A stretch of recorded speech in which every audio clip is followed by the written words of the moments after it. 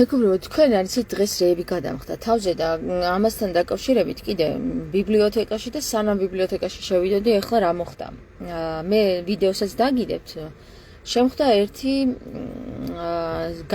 გამვლელი, ჩვეულებრივი ახალგაზრდა ბიჭი, რომელმაც ესე იგი მომიყვა საინტერესო ამბები და ეს ჩავიწერე და არ ვიცი, რამდენად ჩაიწერა, რამდენად კარგად ეს არ მინახავს, მაგრამ ამას დაგიდებთ მე YouTube-ზე დავდებ და დაგიპოსტავთ. ამ ბიჭმა მომიყვა ესეთი რაღაც.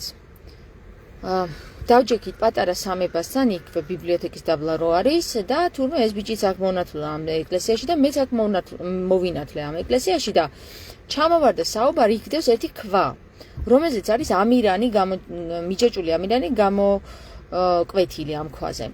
და ეს მიჯაჭული ამირანი, აი აქ ამ ქვიდან რომელშიც არის გამოკვეთილი, ჩამოვარდა აი ამ მიჯაჭულ ამირანზე საკითხი და ამ ბიჭმა მომიყვა ესეთი რამ, რომ ამირანმაო, ქართველთა მეფემო, დაამარცხაო ღმერთიო და მართალი იყო, რომ დაამარცხაო.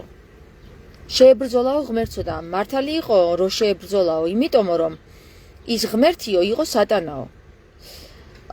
ძალიან დამაფიქრა ამ ბიჭის ამბობმა და ვუთხარ, რომ საიდან იცი მეთქი შენ ეს თქო რა და მე ვიციო, იმიტომ რომ მე ვიყავი ამირანიო. მოკლედ ეს ბიჭი იყო ესეთი მედიალური სამყაროს წარმომადგენელი, რომელიც კავშირში იყო რაღაცა სიხშირეებს იჭერს, მაგრამ რომელ ტალღებს და რომელ იმებს ვერ არჩევს, მაგრამ საქმე იმაშია, რომ ამ ბიჭის ნათქვამის შემდეგ რაღაცები ვილაპარაკეთ 1 საათი საინტერესო რაღაცები და მე დამიჯდა ეს საუბარი, რატომღაც დავფიქრდი, რომ მართლა ხომ არ იყო ის ამირანისა და ღმერთთან ბრძოლა, იახვესა და ამირანს შორის ბრძოლა. და ვფიქრობდი, რომ მეთქი, თუ მაშინ მართალი იყო ამირანი, ესე იგი შებრძოლებია ანტიქრისტეს, ხო? კიო, ანტიქრისტეს შეებრძოლაო. მოკლედ ერთი სიტყვით ძალიან გაურკვევლად დატოვა ამ ბიჭმა ეს საკითხი და მივდივარ ბიბლიოთეკაში ამის შემდეგ და ნახეთ რა შევხედავ. აი ხა დაგიპოსტავთ. რა საოცარი რაღაცა წავიკითხე ამირანზე, აფრიდონზე და გველთა უფალზე. მოიცადეთ ერთი წუთით ვიპოვო ეს სკრინშოტი. ხო. აი აქ უნდა იყოს. ბიჭო, სად ახარ? აი აქ. აჰა. მოდი გავადიდებ.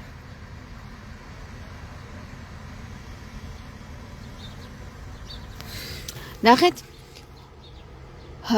ქართლის ცხოვრება პირველი ნაწილია, ეს პირველი ტომი არის ლეონტი მროველის მიერ დაწერილი და წერია ესეთი რამე, რომლის სახელი აფრიდონ, რომელმან შეკრა ჯაჭვითა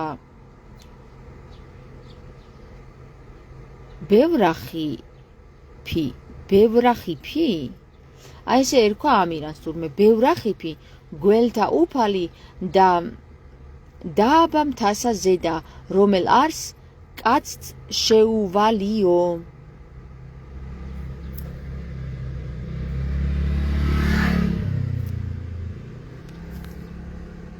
ესე იგი, ამირანის თქმულება არ არის მხოლოდ თქმულება, ეს არის ნამდვილი ამბავი, რომელიც ხდება, ესე იგი, გველთა უფალზე, ანუ გველთა უფალზე კი არა, ნუ იცით რომ უვთი შეიცვალა მერე, არსებობდა ესეთი ვიღაცა გველთა უფალი, ბევრახე ქვია მას სახელი.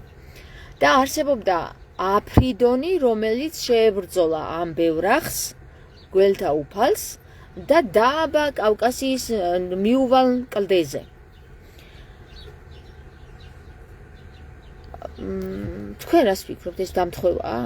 დღეს რაც მოხდა? ნუ ეს ბიჭი მე ახლა ვიჯექი ქაშვეთის ეკლესიის წინ, ჩემს გუშინდელ გათავისუფლებულ მტრედს ვაკვირდებოდი. ამ დროს გამომიარა ამ ბიჭმა თავისი რაღაცა ხელების ლაპარაკით და თქვა ესეთი რაღაც, დიდი მუცელი, პატარა მუცელი შეიძლება გახდეს.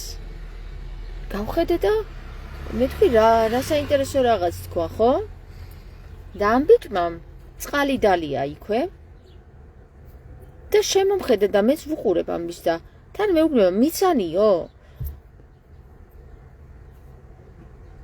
და წავიდა და გავეკიდე მეც რომ მეთქვი საინტერესო გზავნილია ღვთის გავეკიდე და გზაში დავეწიე და მეუბნები რა საინტერესო რაღაც თქვი მეთქი რა რომ დიდი მუცელი პატარა მუცელი რო გახდეს თქო რას გულისხმობდი მეთქი მაგაში თქო და აი მაგაში მე ვიგულისხმეო ისო რომ ადამიანებიო დღესდღეობითო მატერიალურს უფრო დიდ ყურადღებას აქცევენო და გონიათო რომ გაძღომაო უფრო უკეთესიაო ვიდრე სულიერ სამყაროსო და სულიერი სამყაროდან გაძღომა უფრო უკეთესია ვიდრე მატერიალურითო მაგრამო მატერიალური სამყარო დღესდღეობით უფრო მეტად მნიშვნელოვანია ვიდრე სულიერი სამყაროა და ამას გულისხმობდიო და რა საინტერესო რაღაცა თქვი მეთქი ახლა დავიწყეთ საუბარი და დავსხდეთ მეთქი იქ სამების ეკლესიასთან თუ გეცლება მეთქი და შევედით საუბარში ამ საუბარს მე დაგიდებთ YouTube-ზე ჩავწერე ვიდეო თლიანი საუბარი ვერ გადავიღე, იმიტომ რომ თლიანი საუბარი 1 საათი ვისაუბრეთ და არ უნდა გამოჩენა ამ ბიჭს და არც ჩაწერა არ უნდა და მე ვთხოვე რომ მეთქვი ისე live იმ ვიდეოს ჩავთავ და ილაპარაკებთ და მოკლედ აი ამ ლაპარაკში ესეთი რაღაცა თქვა რომ ეს ბიჭი არის ამირანი ანუ ამირანთან რეზონირდება მისი არსი და ამირანი არის ის, რომელიც უფალმა დაამარცხა. და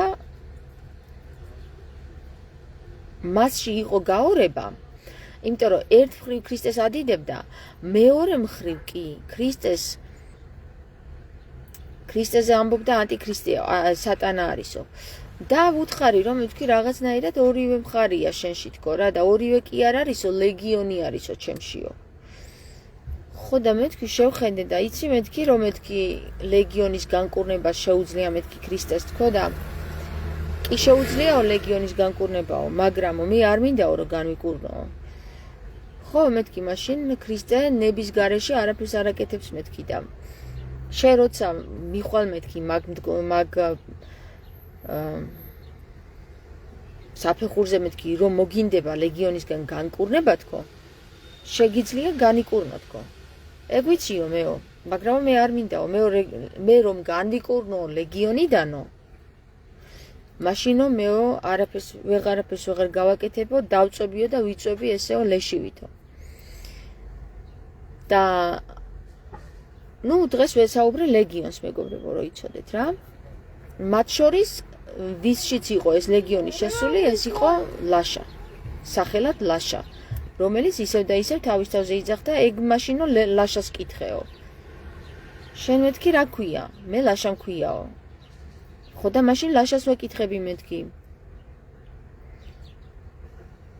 რატომ ხარ მეთქი გაორებაში თქო რა მე გაორებაში კი არა ვარო თერი ლეგიონი მყავსო ანუ ესე იგი ხვდებით რაშია საქმე მე რო ვიცოდე მეთქი შენი დემონის სახელი თქო ვიტყოდი და განიკურნებოდი თქო მაგრამ არ ვიცი მეთქი შენი დემონის სახელი თქო და საბოლოო ჯამში თვითონ მეთქვა რომ ლეგიონი ვარო მაგრამ როგორც გითხარით უფალი არ განკურნავს ნების გარეშე ანუ ლეგიონი განკურნა უფალმა როდესაც კაცმა სთხოვა რომ განკურნეო გაყარეო ეს ლეგიონი აღარ შემიძლია მტანჯავსო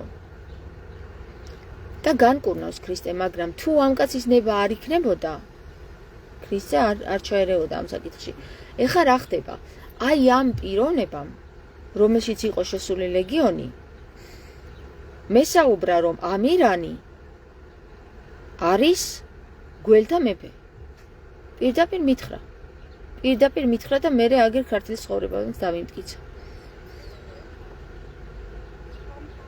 თანაც საინტერესო რა იყო იცი იქ იდგა მანქანა და იმას ეწერა ქს და აბა ვინაკეთებსო თუ იციო ესეო რა და მეთქი გველი თქო და გველი არაო ეგენი არიანო მინდვრის არსებებიო რომლებიც დასისინებენო და ეხლა სისინი მესმის ანუ პირდაპირ დღეს ძალიან საინტერესო დღე მქონდა მეგობრებო აი თქვენ ვერ წარმოიდგენთ ქართლის ცხოვრებაში რაღაცეები წერია მე არ ვიცი საზოგადოება მასწავლებლების ჩათვლით და მეცნიერების ჩათვლით დაბრმავებული, დაყრუებული და დასაჭურისებულია.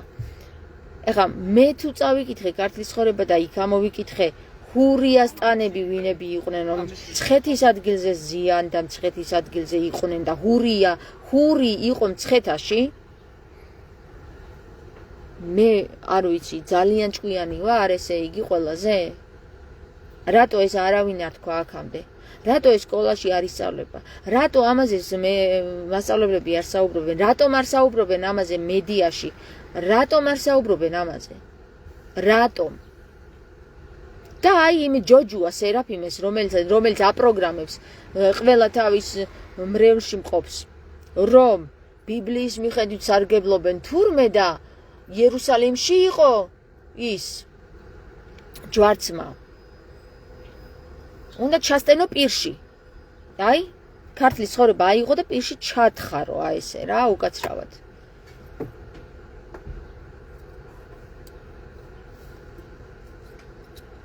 ხო და რო გააწყალეთ გული ამ მეგრელებმა, ამ სომხებმა, ამ ჰერეთი ახლა უკვე აზერბაიჯანის წარმომადგენლობაა, მაგრამ ბიჭო, ჩვენ ყველანი 9 ძმანი, 8 ძმანი ყოფილან. 8 ძმანი ვართ ერთი მამის მიერ წარმოშობილი. და ესენი იყვნენ როგორც სომხები, ვაკნელები არ ვიცი ვინები არიან საერთოდ, მეგრელები, ქართლელები, კავკასიელები, კიდევ ვინები იყვნენ, რაღაც ხუთი ის იყო ჩამოთვლილი.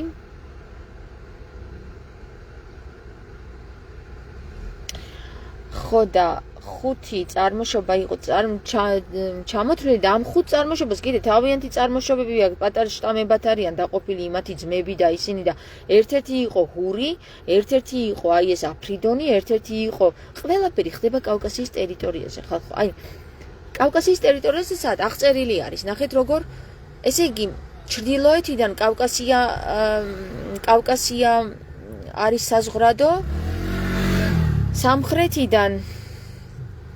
სამხრეთიდან რაღაც ტბა არის აღწერილი და მე ვფიქრობ, რომ ეს სევანის ტბა უნდა იყოს. დასავლეთით არის პონტოს ზღვაო და აღმოსავლეთით არის რაღაცა ტბაწერია, ტბა თუ ზღვა, მაგრამ ეს არის კასპიის ზღვა. ანუ ესე იგი მთლიანად ტერიტორია არის აღწერილი, სად არიან ეს ჰურიას ტანები, სად არიან ეს ხაზარები, სად არიან ეს აფრიდონი, ქართლოსი, ჰაოსი და ყველა. ნუ რა ვიცი, ჩამოთვლილი ახლა, ნუ ჩამომათვლევინებთ, ყველას ხო ვერ დავიმახსოვრებ, არა, იქ წერია ფურცელზე. და რატომ მოვყევი ახლა ეს იცით მეგობრებო? არ არის აუცილებელი ვიბჭოთ და არ არის აუცილებელი განვიკითხოთ ერთმანეთი. ჩვენ ხო გვაქვს ნაწერები. აი ამ ნაწერებში ჩავიხედოთ. და ამას არ უნდა ბევრი საუბარი, რომ ყველაფერი მოხდა კავკასიის ტერიტორიაზე და ეს იყო მცხეთა.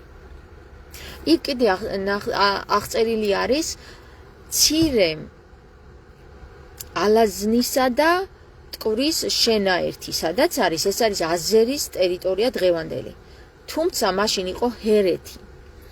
აი ამ ტერიტორიაზე ერთ-ერთმა ძმამ თავის ძმას მისცა ადგილი თუ თავის შვილს მისცა ადგილი და დააარსა აი ამ ქართლოსის ერთ-ერთმა იმან შთამომავალმა, მაგრამ საქმე რაშია იცით მეგობრებო? აი ამ ადგილს კიდე ეწოდება გულგული. გულგული და ძალიან ახლოს იყო და რეზონირდა ჩემთან, რომ გულგულის მთაკი, გორგოთას მთაკი არ ერქვა გოლგოთას მთას, არამედ ერქვა გულგულის მთა. იმიტომ რომ თვითონ სიტყვა გულგული არსებობს როგორც ჩანს და ამას ქვია გული და გული. ანუ გული და გული, ორჯერ გული. და გულგოთას მთა შეიძლება შემდეგ სახე იცვალა, როგორც ახლა პონტოს ზღვა შავი ზღვა გახდა. გულგულთას მთა გახდა გოლგოთას მთა. ანუ ძალიან კავშირშია რა ერთმანეთთან რა და სავარაუდოდ ეს სიტყვა რაღაცას წარმოადგენს გულგული, გულგულეთი, გულგულისა ტერიტორია, გულგულის მიმდებარე ტერიტორია და ასევე წარმოადგენს გულგუთას მთა რაღაცა ტერიტორიას. არ ვიცი, მეტი რაღა უნდა თქვას ქართულმა ისტორიამ, რომელსაც აღარ ასწავლიან დღეს. მაინც თამარმა უნდა გასწავლოთ თქვენ, როგორც ჩანს. იმიტომ რომ სხვა ვერავინ ამოიღო პირი, ვერ გახსნა და ვერ გელაპარაკათ ამასთან დაკავშირებით, როგორც ჩანს.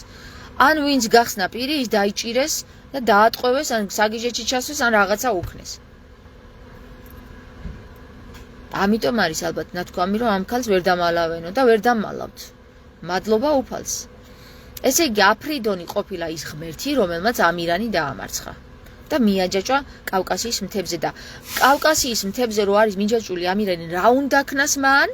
გახსოვთ ჩემი 3 წლის წინანდელი ვიდეო პატრიარქთან შეიტანეთ მეთქი, რო გეუბნებოდით, რო ვეუბნებოდი საზოგადოებას და ყურად არ იყო გიჟი არისოთ. ლაზარემ უნდა იხსნას ამირანი. გეუბნებოდით მაშინ. და ლაზარემ როგორ უნდა იხსნას ამირანი? პირი გაახსნევინოს და ბოდიში მოახტევინოს აფრიდონთან, რომ ის იმას შეეწ. ანუ გველთა უფალია. ამირანი არის გველთა უფალი. და ეს გუელეთი, კიდე გუელეთი. გულთანაც არის კავშირი და გველთანაც არის კავშირში. ანუ საინტერესოა ძალიან აი ამ პიროვნების დღეს ლაშას შეხვედრა ჩემთან, რომ ისევ და ისევ აი ამ საკითხზე სიგნალი გამომიშვა რა, რომ მიაქცია ყურადღება. აი ეს გველი რას ნიშნავს, გული რას ნიშნავს? ხომ არ ქონდა ქრისტეს გულზე საუბარი და არა გველზე? ხომ არ ქონდა ქრისტეს საუბარი გველზე და არა გულზე? ანუ ხვდები, საინტერესოა, ყველაფერი საინტერესოა, ანუ საქმე იმაშია, რომ ნათქვამია ბოლო ჟამს ყველაფერი ერთმანეთში აირევაო. და მართლა ყველაფერი აირია ერთმანეთში, უკვე დაწყობა სჭირდება ამ ყველაფერს და დალაგება. რა მოხდა, როგორ მოხდა და ვინ რა იყო? ნუ ახლა მართლა გველზე ხო არ არის იქ საუბარი, სისინა გველზე არა, იქ არის რაღაცა გუელეთის მეფეზე საუბარი, გუელეთის უფალზე. ხო? და უფალი თვითონ სახელი ყოფილა, იმიტომ რომ ერთ-ერთმა დაამარცხა უფალიო, გეუბნება იქ უფლის ციხეში. იმ სახელი აღარ მახსოვს, მაინც იქნება ვნახო. ერთი წუთით აქ იქნება, მოვინიშნე.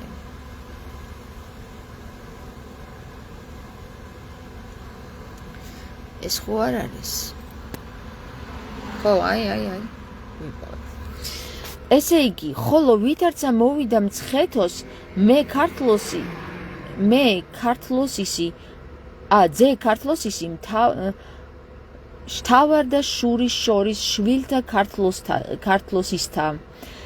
ხო მივხვდით რას ნიშნავს, ხო?